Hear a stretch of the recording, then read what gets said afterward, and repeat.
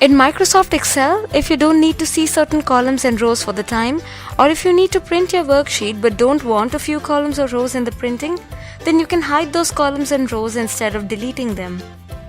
Hiding columns and rows preserve the data within them, and the formulas used in those columns or rows will still be functional. For instance, let's see a print preview of this worksheet. As you can see that all the records are fitted properly on page according to page length, but a few columns are getting extended to second page. I don't want a few columns to be printed, like this province column. I don't want to print this column, so what I'll do is, I'll select this column and then click Format under Cell section of Home tab, and then point to Hide and Unhide, and then click Hide Columns. Another quick way to hide a column is to use right-click Context menu. For example, I don't want this discount column either, so I'll right-click on column G and then click Hide. You can follow the same procedure to hide specific rows in your worksheet. For example, I don't need to see or print this fifth record of customer name Carlos. So to hide this entire row, I can either select the row first, then click Format, then Hide and Unhide, and choose Hide Rows, or I can directly right-click on that particular row and choose Hide from the context menu.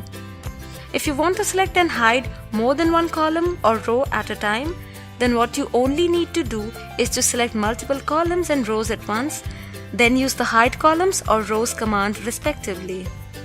But what if the columns or rows that you want to hide are not in continuous order? To select non-continuous multiple columns and rows, you can use the Control key.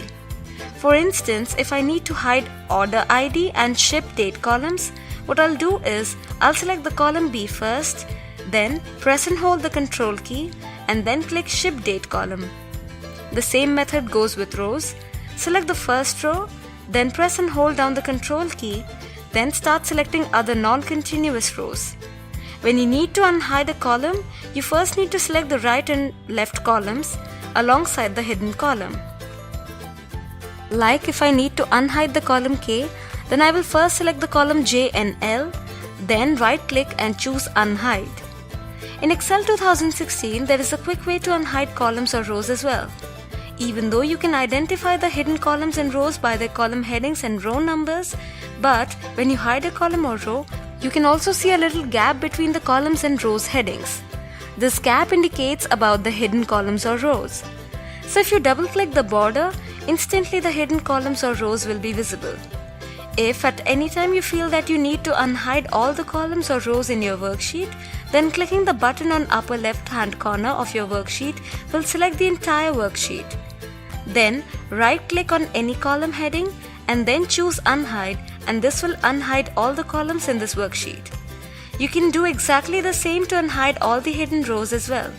Select the entire worksheet, then right-click on one of the rows heading and choose Unhide.